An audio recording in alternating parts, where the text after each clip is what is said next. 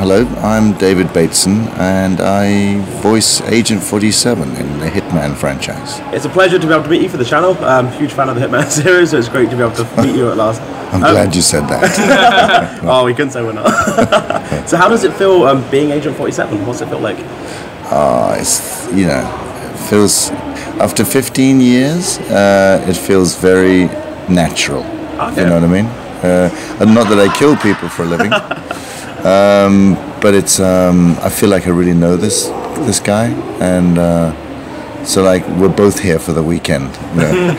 I think he's out killing people, and I'm just here having a good time with the expert. People are disappearing, and you're just yeah, exactly. I've given him a list. Off he goes. Games, he goes and does the job. So is it a hard role to play compared to other roles you've done in the past? Yeah, well, it's easier now. But yeah, it was I wouldn't say difficult, but it was tricky to get into because he's such a silent guy. Yeah. And you have to kind of fill in a lot of the silences, you know, with meaning. And then it was just a case of getting the whole brief about where he came from and what he is, and then making decisions as to how I'm going to play him, you know, and then he's just very real. Yeah. He's totally real in my world. Did it take you a while to get into character when you first kind of saw the role? Well, very briefly, when I did the first one 15 years ago, it was kind of almost an informal thing. I was just called in at a sound studio and said, "Hey, listen, Weist, you're here. Would you have a look at this? Okay. Some guys are producing this in their garage." You know, it was they didn't know if it was ever going to get off the ground, but it looked very good. And I looked at the graphics and just said, "I'll do this. I will so do this." And the first shot at a voice was a kind of a film noir Philip Marlowe voice from like the 50s. It's like, you know, I walked into the room, you know. Yeah. The room said hi, you know. And it's evolved from that. Yeah. But that was my first, stab at it. You know. Did you always want to be a voice actor, or was it something you kind of got dragged into? Yeah, well, I mean, I'm an actor. I've been forever, 30 something years, 35 years. Wrong one, man. But and it was something I also started when I was like 19. Okay. To kind of like help me pay for my university. I just went down to the recording studios where they did radio plays, and I said, "Hey, don't you need a juvenile voice to go, hello, you know, I love you, you know, because I thought you don't need a voice like that."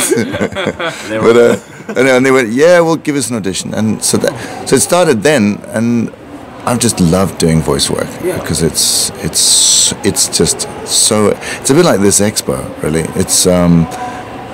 It's complete imagination. It's complete fantasy. You just stand in front of the mic, close your eyes, but then you can't read your script. but use your imagination, and everything in this place, this expo is about that. It's just your fantasy's gone wild. Yeah. So yeah, I love it. Have you been able to like improvise your own lines, especially in the Hitman series? Sometimes. It's more a case of as the games got more famous and the expectations are higher, the room gets fuller with more people kind of directing you, because like there's a lot at stake here, Dave. Don't mess up, you know. So then sometimes they go, could he just? I used to just do this in 3 hours and we'd be done. Yeah. And now it takes a month. Oh, really? And there's 4 people directing you. But so the answer is yes and no. I'm allowed to contribute or come with an alternative, which I think is the best way to say it. And then sometimes I just come with add something extra. And say, no, he wouldn't say that, or he would say it differently. But normally I just take direction and try to do what they ask me to do. So talking of the game being really successful, did you ever think when you first got the game, or when you first got the role even, that the game would be so big, would ever get so big? No way. I mean, in one way, yes, because I thought the graphics were, at that time, 15 years ago, that's like a millennium and a half ago in gaming. They were way beyond anything I'd seen. And so I thought, okay, this should have legs to go. But no one, even the designers and the owners of IO Interactive, I don't think in their wildest fantasies thought it would go this big.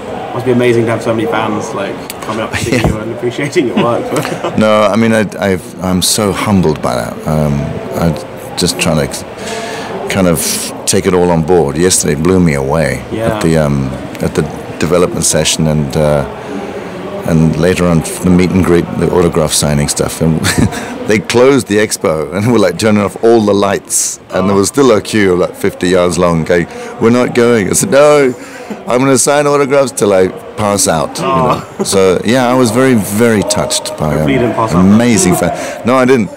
No, they were just, I will do anything for the fans, because they utterly deserve the best, and I really mean that. They're so dedicated. So personally, what was your favourite Hitman game to work on and to play? Yeah, I think it's Silent Assassin in a way. Oh, okay. It's my favourite level, anyways. Is St. Petersburg. I think it's Silent Assassin. Yeah, it's the snow and the kind of that haunting atmosphere of being in these kind of big granite streets, of St. Petersburg with snow and no one around. It just somehow was perfect Agent 47 territory, because he's alone in this world, and it's something haunting about it, which has always done the trick for me. So, but I mean, I love I love Blood Money. I mean, I love Absolution. Blew me away because of the plot and how much I was able to bring, as a voice actor, was allowed to, because the storyline was so kind of complex. So yeah, I have favorites all along. I would never say, hey, it's just Silent Assassin. Yeah. Oh, awesome. So, a bit of a bonus question, a bit of a kind of more short out one. Other than Hitman, if you could voice any other character in the entire gaming universe, what game would you want to voice the character? Well, you know what?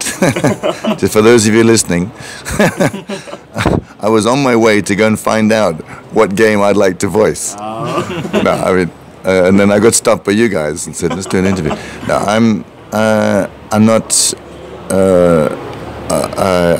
I don't know enough.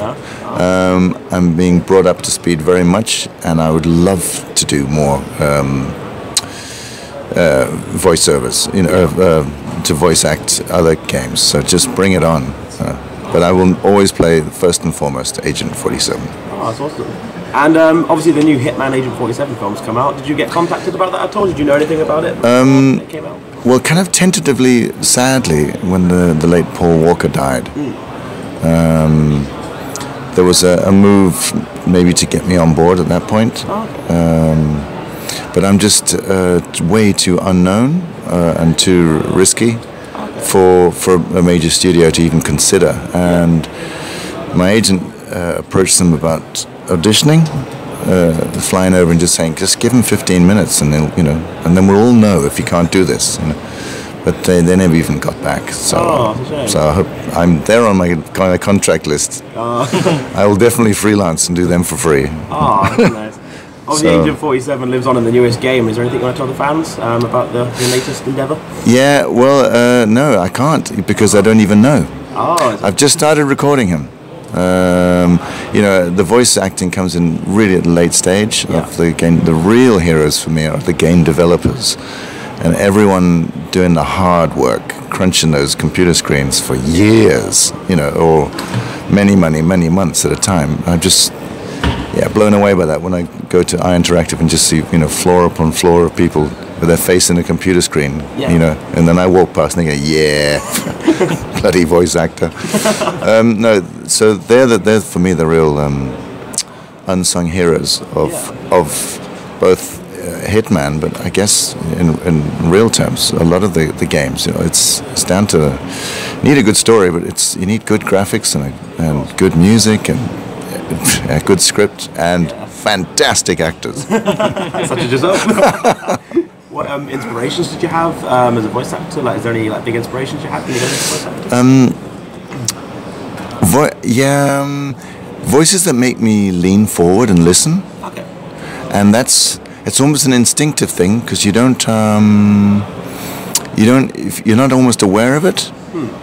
I got a question the other day from, I think it was the BBC, and they said something like, do you only notice voice acting when it's wrong or when it's a mistake? And